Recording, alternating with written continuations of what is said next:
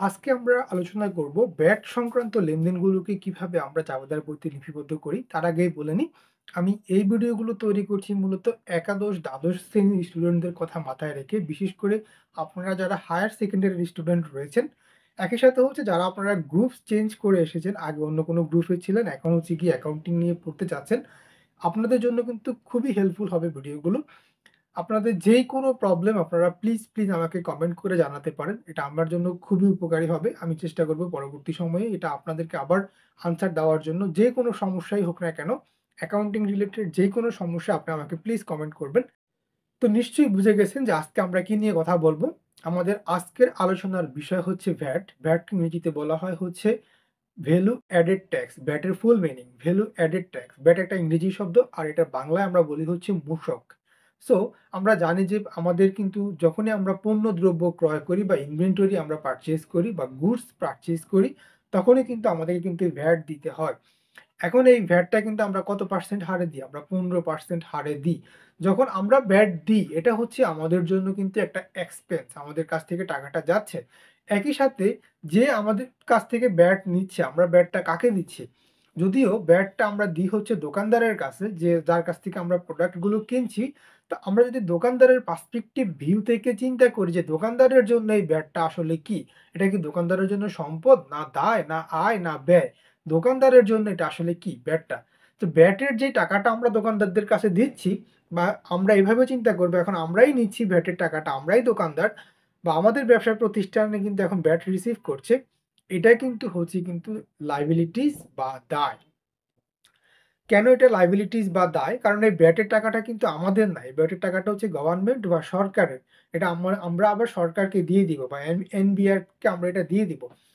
So এইজন্য আমাদেরকে কিন্তু বিষয়টা ভালো করে মনে রাখতে হবে যে যখনই আমরা ব্যাট সংক্রান্ত লেনদেনগুলোকে বিক্রয়ের সাথে যেসব ব্যাট সংক্রান্ত লেনদেন রয়েছে, আমরা এগুলাকে লিপিবদ্ধ করব। সেই সময় কিন্তু আমাদের ব্যাট কিন্তু হবে কিন্তু ক্রেডিট। ব্যাট অ্যাকাউন্ট ক্রেডিট হবে। কেন ব্যাট অ্যাকাউন্ট ক্রেডিট হবে আমি ইতিমধ্যেই বলে দিয়েছি। ব্যাট কিন্তু হচ্ছে দায় বা লায়াবিলিটিস। আর দায় বা লায়াবিলিটিস যদি আমাদের বৃদ্ধি পায় বা ইনক্রিজ করে, তখন কিন্তু আমাদের ক্রেডিট হয়। যেমনটা আমরা বিক্রয়ের ক্ষেত্রে ক্রয়ের ক্ষেত্রে দেখেছিলাম বা পারচেজ করার সময় আমরা দেখেছিলাম যে ব্যাট যখন ছিল, তখন ব্যাট ডেবিট হয়েছিল। কারণ ওই সিনারিওতে ব্যাট ছিল হচ্ছে এক্সপেন্স বা ব্যয়। এক্সপেন্স বা ব্যয় বৃদ্ধি পেলে ডেবিট হয়। এই সিনারিওতে কিন্তু এটা হচ্ছে আমাদের জন্য লায়াবিলিটিস। এখন অনেকেই প্রশ্ন করবে, টাকাটা তো আমরাই রিসিভ করছি। ধরেন আমরা এখন বিক্রি করার মাধ্যমে টাকাটা কাস্টমারের কাছ থেকে আমরা নিয়ে নিচ্ছি। কিন্তু দিন শেষে কিন্তু এই টাকাটা আমাদের না। এই টাকাটা হচ্ছে গভর্নমেন্ট বা সরকারের। এখন এই ভ্যাট সংক্রান্ত লেনদেনগুলোকে আমরা কিভাবে জাবেদাভুক্ত করব সেটাই আমরা শিখব। তো যেমনটা বলছিলাম, যেইটা ভ্যাটের যেই টাকাটা থাকবে সেই টাকাটা আমরা ক্রেডিট করব। আমাদের ধরেন এখন বলা হচ্ছে আ ৳১০,০০০ র পণ্য বিক্রি করা হলো, যার মধ্যে ৳২,০০০ হচ্ছে ভ্যাট। সো আমাদের তাহলে পণ্যের দাম কত? ৳৮,০০০ আর ৳২,০০০ হচ্ছে ভ্যাট। এটার জন্য আমাদের হবে নগদান হিসাব ডেবিট ৳১০,০০০। পুরো টাকাটাই কিন্তু ডেবিট হবে। কেন? কারণ নগদে কিন্তু আমরা ৳১০,০০০ ই নিয়েছি। এর মধ্যে আমরা এখন কি করব? এর মধ্যে আমরা বিক্রয় হিসাব ক্রেডিট ৳৮,০০০ আর ভ্যাট হিসাব ক্রেডিট ৳২,০০০। সো আমরা কিন্তু ক্রেডিটেও ১০,০০০ দেখালাম আর ডেবিটেও ১০,০০০ দেখালাম। খুবই সিম্পল কিন্তু জাবেদাগুলো যদি আপনারা একটু ভালো করে খেয়াল করেন। তো আমরা এরকম আরো কয়েকটা জাবেদা আজকে প্র্যাকটিস করব। যেমন আমি এখানে একটা লিখে রেখেছি হচ্ছে নগদ বিক্রয় ৳৩০,০০০, যার ব্যাট পাওয়া গেল হচ্ছে ৪,০০০, ব্যাট পাওয়া গেল ৳৪,৫০০। সো আমি ৳৩০,০০০ র পণ্য বিক্রি করেছি আর ৳৪,৫০০ আমি ব্যাট নিয়েছি। এটার জন্য আমরা জাবেদা কিভাবে লিপিবদ্ধ করব? চলুন আমরা একটা জাবেদার ঘর আগে তৈরি করে নিই। আপনারা নিশ্চয়ই এতদিনে জাবেদার ঘর একেবারে মুখস্থ হয়ে যাওয়ার কথা। জাবেদার ঘর হচ্ছে মোট ৫ টা। যদি আমাদেরকে কেউ প্রশ্ন করে বা এমসিকিউতে আসে যে আমাদের জার্নালের মোট ঘর কয়টা বা জাবেদার মোট ঘর কয়টা? জাবেদা বা জার্নাল, জাবেদার ইংরেজি হচ্ছে জার্নাল। আমাদের জার্নালের মোট ঘর হচ্ছে ৫ টা। তো জাবেদার ঘর কিভাবে আমরা তৈরি করব? আমরা ১ম এ লিখব হচ্ছে তারিখ। আরেকটা কথা হচ্ছে এগুলা কিন্তু সব সাধারণ জাবেদা। এটা কিন্তু মনে রাখবেন। এই জাবেদাগুলাকে বলা হয় সাধারণ জাবেদা বা জেনারেল জার্নাল। আচ্ছা, এরপর আমরা লিখব হচ্ছে অ্যাকাউন্টস টাইটেল বা পার্টিকুলারস, লেজার নাম্বার আর হচ্ছে আমাদের ডেবিট টাকা, আমাদের ক্রেডিট টাকা। তো এভাবে করেই হচ্ছে গিয়ে আমরা জাবেদার ঘর কিন্তু তৈরি করতে পারি। আমরা ১ম এ লিখব কি? তারিখ বা ডেট। আর এখানে আমরা লিখব হচ্ছে অ্যাকাউন্টস টাইটেল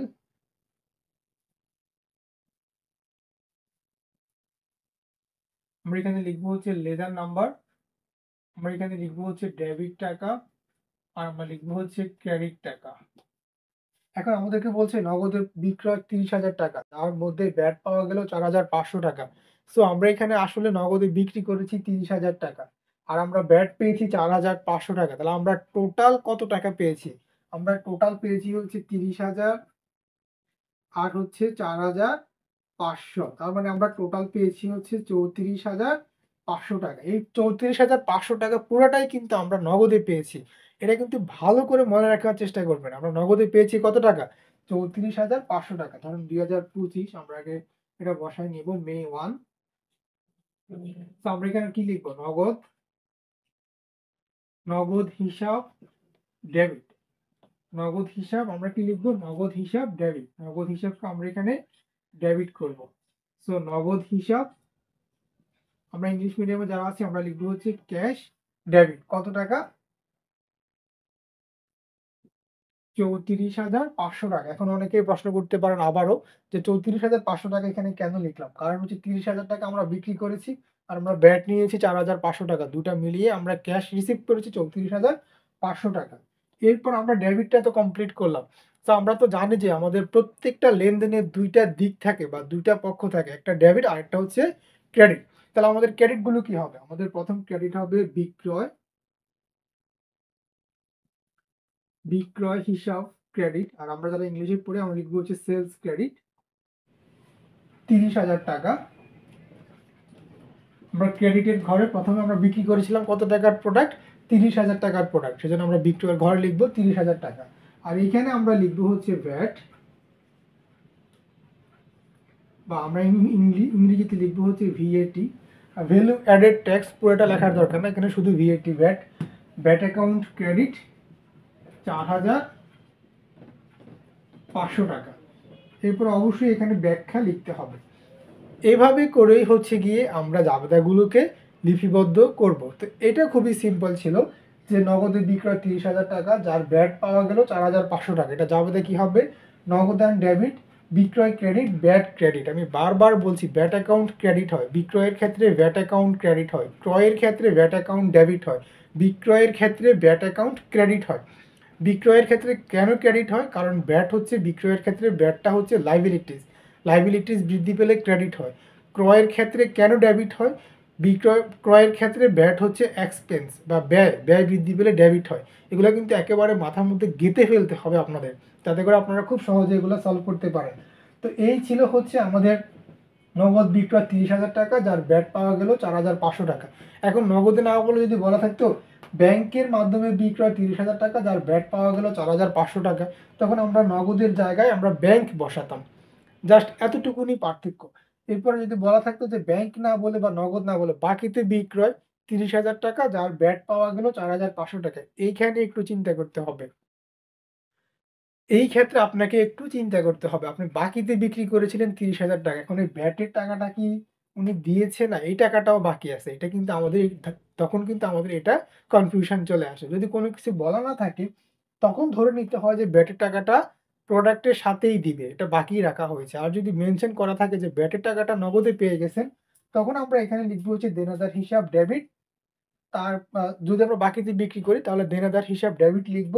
আর হচ্ছে গিয়ে আমাদের যদি ব্যাটের টাকাটা আমরা পেয়ে গেছি, নগদান হিসাবেও আমরা ডেবিট লিখব 4,500। তো এটা কিন্তু একটু জটিল বিষয়। এটা জাস্ট একটু ভালো করে আপনারা খেয়াল করলে তখনই আপনারা এগুলো সলভ করতে পারবেন। আমরা যদি আরো একটা লেনদেন প্র্যাকটিস আমরা যদি আরো একটা লেনদেন প্র্যাকটিস করি, যদি এরকম বলা থাকে যে ব্যাট সহ পণ্য বিক্রয় 23,000 টাকা, এখন কি হবে? দেখুন আমি কিন্তু আপনাদেরকে আগেই বলেছিলাম ব্যাটের টাকাটা কিন্তু যদি যুক্ত থাকে তখন কিন্তু আমাদের ক্যালকুলেশনটা এক ধরনের হয়। আর যদি এমন হয় যে না ব্যাটের টাকাটা যুক্ত নেই, তখন কিন্তু ক্যালকুলেশনটা এক ধরনের হয়। এটাকে বলা হয় ব্যাট ইনক্লুডেড, আর এটাকে বলা হয় ব্যাট এক্সক্লুডেড। ব্যাট ইনক্লুডেড থাকলে এই জার্নালটাতে কিন্তু ব্যাট ইনক্লুডেড, ব্যাট সহ আমরা পণ্য বিক্রি করেছি। টোটাল টাকাটা হচ্ছে 23,000। 23,000 এর মধ্যে আমার ব্যাটের টাকাটাও আছে। এখন যদি আমাকে আলাদা করতে বলা যায় আমার যে পণ্যগুলো আমি বিক্রি করেছিলাম এগুলোর দাম কত আর ব্যাটের কত টাকা, যেটা আমরা গভর্নমেন্টকে বা সরকারকে দিতে হবে, এটা আমাদেরকে কিন্তু আমরা কিভাবে আলাদা করব? এটা কিন্তু খুবই সিম্পল। যদি ব্যাট সহ বলে তখন একটু বিষয়টাকে চিন্তা করতে হয়। আর ব্যাট ছাড়া বলতে কোনো ঝামেলাই নাই। তো টাকার উপরে যেমন আমাদের একটু আগে ম্যাথে ছিল টোটাল ৳৩০,০০০ এটার উপর আমরা জাস্ট ক্যালকুলেটেড ৩০,০০০ ইন্টু 15%। 15% করলেই কিন্তু ৪,৫০০ চলে আসবে। ৩০,০০০ এর 15%। কিন্তু যখন আমাদেরকে বলে যে ব্যাট সহ বা ব্যাট ইনক্লুডেড বা ব্যাট এটার সাথে যুক্ত আছে, ব্যাটের টাকাটাও আমাদের টোটাল সেলের সাথে যুক্ত করা আছে। এই ক্ষেত্রে আমাদের যে কাজটা করতে হয়, এটাও খুবই সহজ। এটা যে খুব কঠিন তা কিন্তু না। এই ক্ষেত্রে আমরা যে কাজটা করি, ১ম হচ্ছে টোটাল টাকাটা আমরা লিখব। ধরেন এখানে টাকা হচ্ছে ২৩,০০০। তাহলে আমরা টোটাল টাকা ইনটু হচ্ছে আমাদের ব্যাট কত পার্সেন্ট? আমাদের দেশে ব্যাট নেওয়া হয় হচ্ছে সাধারণত 15%। তাহলে আমরা এখানে লিখব হচ্ছে 15 আর ডিভাইডেড বাই হচ্ছে ১১৫। আশা করি বুঝতে পেরেছেন। এভাবে আপনারা যদি এটাকে ক্যালকুলেটর করেন, তাহলে কিন্তু এখন আপনারা এটার আনসার পেয়ে যাবেন। আমাদের এখানে আনসার আসবে হচ্ছে ৳৩,০০০। তো আমরা কিন্তু এভাবে ক্যালকুলেট করে কিন্তু এটা বের করতে পারি। তাহলে আমরা যেই ভ্যাট সহ পণ্য বিক্রি করেছিলাম ৳২৩,০০০, এখানে আমাদের ভ্যাট আসছে ৳৩,০০০। এখন আমাকে যদি জিজ্ঞেস করে আমার পণ্যের দাম কত? তাহলে আমার টোটাল হচ্ছে গিয়ে ২৩,০০০, এর মধ্যে আমার ৩,০০০ হচ্ছে ভ্যাটের টাকা। তার মানে আমার পণ্যের দাম হচ্ছে ৳২০,০০০। সো এই লেনদেনগুলো বা এই ট্রান্সেকশন গুলোকে জাবেদাভুক্তি করার সময় কিন্তু আপনারা একটু বিষয়গুলোকে চিন্তা করার চেষ্টা করবেন। আর চিন্তা করলে আমি আই থিংক আপনারা এগুলা খুব ইজিলি কিন্তু সলভ করতে পারবেন। এগুলা কিন্তু কঠিন কিছু না। এগুলা খুবই সহজ। সো এখানে আপনারা ১ম এ ডেটের ঘরে ডেট বসায় নিবেন। আর এখন আমরা এটার জন্য জাবেদা কিভাবে করব? আমরা এখানে ভ্যাট সহ পণ্য বিক্রয় ৳২৩,০০০, নগদ বাকি কোনো কিছু বলা নেই। নগদই ধরতে হবে। তো আমরা এখানে লিখব হচ্ছে নগদান হিসাব ডেবিট ৳২৩,০০০। ইংলিশ মিডিয়ামে যারা পড়েন তারা লিখবেন হচ্ছে ক্যাশ ডেবিট ৳২৩,০০০। এরপর আমরা লিখব হচ্ছে সেলস বিক্রয়। আমি তো ইংরেজিতে লেখা শুরু করলাম। তো এখানে আমরা লিখব হচ্ছে আচ্ছা বিক্রয়। আমি সেলস কেটে দিই। আমরা এখানে লিখব হচ্ছে বিক্রয়, বিক্রয় হিসাব ক্রেডিট। আমাদের বিক্রয় হিসাব ক্রেডিট হবে ৳২০,০০০। কারণ আমাদের পণ্যের দাম হচ্ছে ৳২০,০০০। আমরা যে পণ্যটা বিক্রি করেছিলাম সেই পণ্যের দাম হচ্ছে ৳২০,০০০। সেজন্য আমরা বিক্রয় হিসাব ক্রেডিট করব ৳২০,০০০। আর ইংলিশ মিডিয়ামে আমরা যারা পড়ি আমরা লিখব হচ্ছে সেলস ক্রেডিট ৳২০,০০০। আর আমরা এখানে লিখব হচ্ছে ভ্যাট, ভ্যাট অ্যাকাউন্ট বা ভ্যাট হিসাব ক্রেডিট ৳৩,০০০। আমরা যারা ইংলিশ মিডিয়ামে আছি আমরা লিখব হচ্ছে ভ্যাট অ্যাকাউন্ট ক্রেডিট ৳৩,০০০। এভাবে করে আমরা এরপরে একটা ব্যাখ্যা দিতে হবে এখানে যে ভ্যাট সহ পণ্য বিক্রয়। অবশ্যই ব্যাখ্যা লিখতে হবে। ব্যাখ্যা না লিখলে কিন্তু ম্যাথ হবে না। বা আপনাদেরকে জাবেদা নাম্বার দিবে না। যদি বলা থাকে যে ব্যাখ্যা দিতে হবে না, সেটা আলাদা কথা। কোন কিছু বলা না থাকলে অবশ্যই ব্যাখ্যা দিতে হবে।